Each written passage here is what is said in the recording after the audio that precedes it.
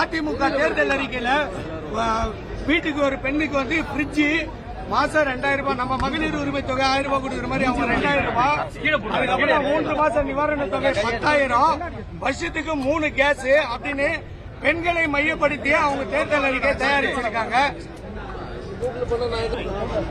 இப்படிப்பட்ட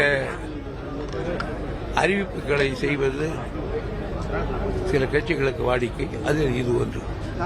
அதே போல சீமான் நேற்று சொல்லியிருக்காரு, கனிமொழி அவர்களுக்கு மாநில இதுல வந்து சீட்டு கொடுக்க மாட்டாங்க, ஏன்னா அவங்க ஒரு பெண்ணு, அவங்களுக்கு கொடுத்தா அவங்க வந்து ஒரு டேலண்டான பெண்ணு, அவங்களுக்கு கொடுத்தா உதயநிதிக்கு பாதிப்பு ஏற்படும். நேற்று சீமான் தேர்தல் பரப்புரைக்கு பிறகு பேட்டி கொடுத்துட்டு போயிருக்காரு சார் வேலூர்ல.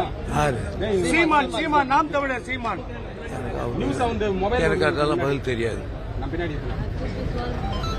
இப்போ அவங்களோட தேர்தல் அறிக்கையில பத்திரிகையாளர் நலன் கருதி பத்திரிகையாளர்களுக்கு எல்லாருமே சில சலுகைகள் எல்லாம் கொடுத்திருக்காங்க. அதுபோல நம்மளோட தேர்தல் அறிக்கையில பத்திரிகையாளர்களுக்கு ஏதாவது வரதுக்கு வாய்ப்பு இருக்கா சார்?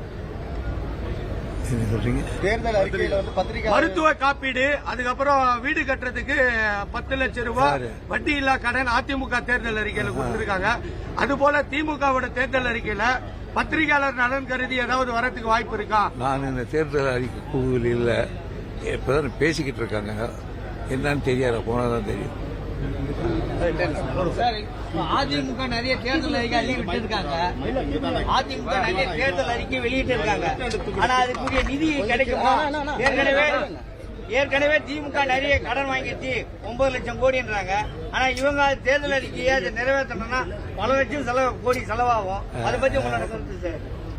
அவங்க ஆட்சிக்கு வரப்போறது இல்லை, விட்டுறா பார்க்கலாம், இதுலயா இது மாதிரி விட்டுறாங்க, அவ்வளவுதான்.